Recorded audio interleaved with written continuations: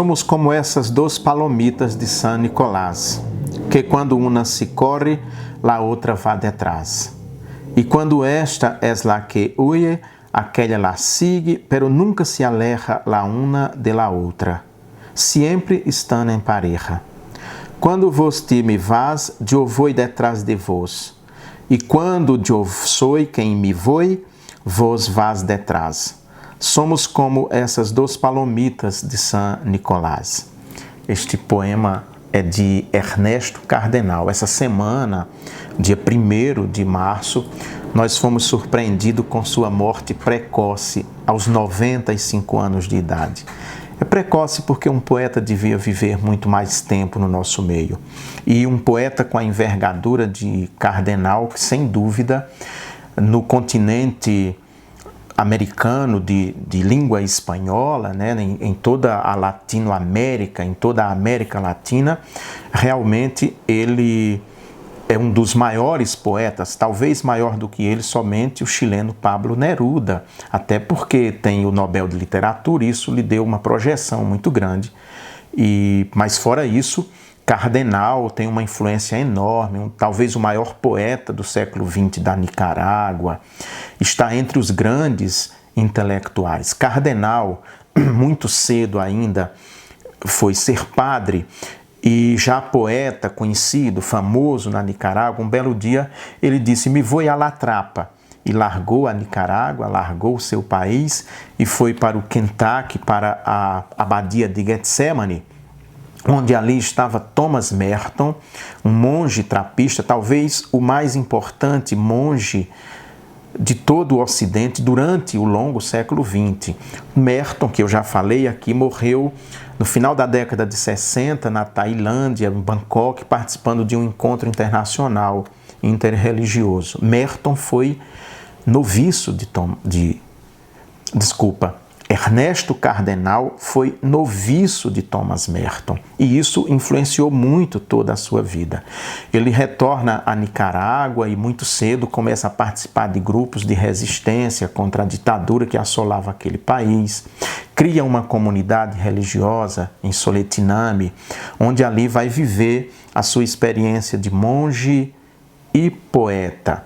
E mais tarde, no triunfo da Revolução Sandinista, em 79, 19 de julho, logo depois Cardenal vai ser nomeado ministro da Cultura, junto com seu irmão, o também padre, o jesuíta Fernando Cardenal. Então, dois irmãos de uma importância enorme na Nicarágua do século XX.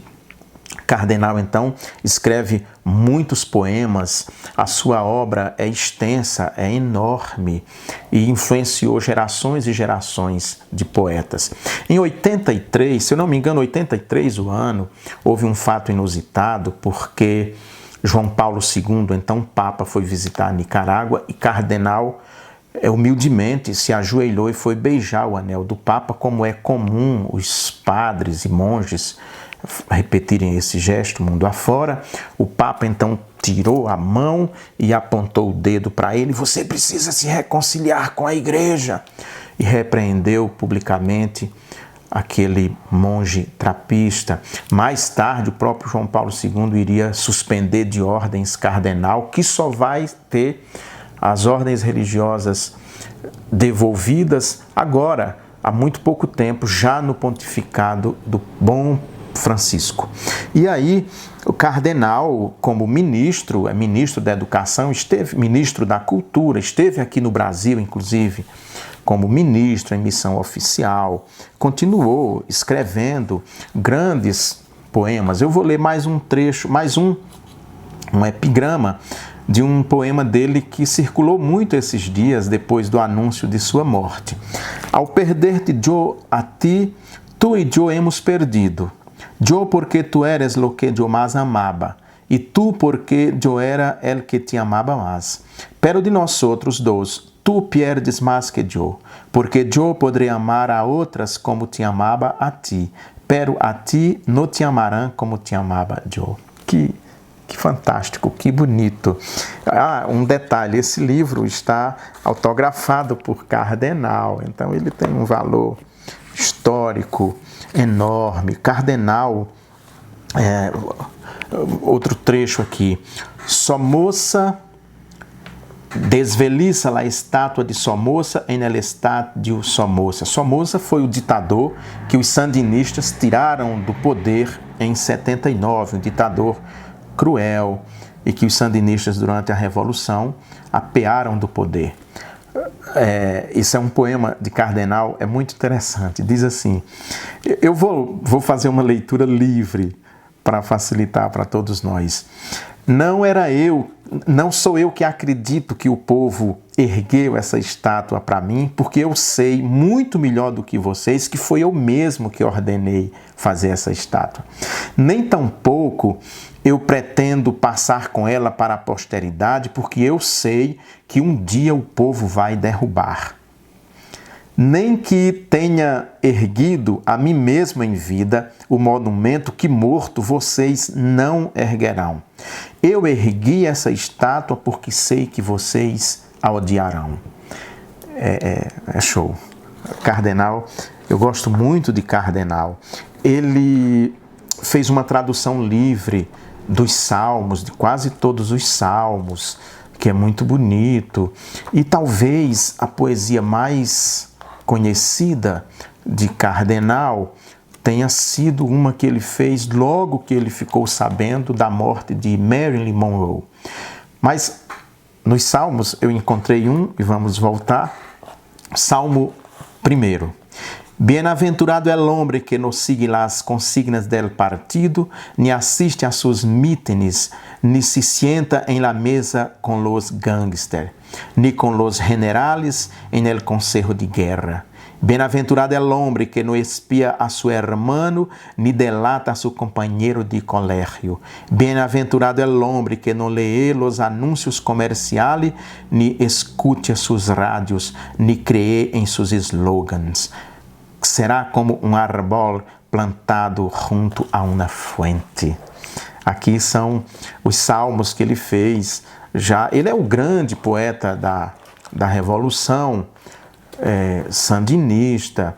As pessoas que me conhecem sabem o amor que eu tenho pela Nicarágua, sem revelar o nome. Logo que eu cheguei aqui em Paracatu, e aqui todo mundo sabe de quem eu estou falando, logo que eu cheguei em Paracatu, num evento na Casa de Cultura, em 1997, assim que nós assumimos o governo aqui na prefeitura, eu comecei vi que tinha uma pessoa que era estrangeira e inicialmente imaginei que fosse colombiano. Cheguei, abordei, você é colombiano? Não, eu sou nicaragüense. Quando ele disse que era da Nicarágua, eu estampei um sorriso no rosto, assim que todos os meus dentes vieram à mostra. E aí eu disse, o meu primeiro filho se chama Sandino Martí. E Sandino é uma homenagem a Augusto César Sandino, a Nicarágua, a frente sandinista, né? Ele olhou para mim, aí disse, a minha família foi expulsa da Nicarágua pelos sandinistas, o meu pai era da guarda de Somoza. E aí no momento eu fiquei meio sem graça, porque foi uma gafe do tamanho do mundo, mas nós nos tornamos bons amigos, até hoje conservamos a nossa amizade. Sempre que nos encontramos, ele que traz notícias da Nicarágua, inclusive dos maus feitos de Daniel Ortega hoje, que estava inclusive perseguindo Cardenal, que esteve naquele primeiro momento da história tão importante do triunfo da Revolução Sandinista.